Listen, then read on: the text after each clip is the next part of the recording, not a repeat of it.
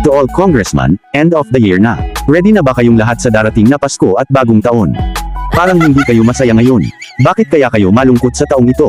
Naubos na ba ang mga naipon nyo? Sorry po, bistado na kasi ang style nyo. Ang lakas na kasi ng social media ngayon, kaya mas mabilis na kayong mahuli sa mga bulok ng gawain.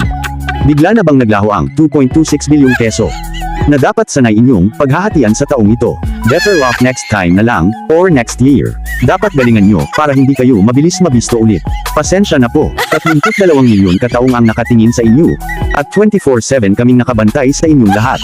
Kaya pag-isipan nyong mabuti ang bawat hakbang na gagawin nyo, at wag na wag nyo kaming subukang takotin dahil hindi kami natatakot sa inyong lahat. Mag-conworry na lang kayo para hindi masyadong halata yung mukhang hindi apektado sa kutong at pilitin yung maging masaya. Ganyan, ganyan na ganyan. Smile, smile, smile din para hindi mabisto. Ganyan, ganyan na ganyan, very good. Perfect. Artistahin talaga kayo.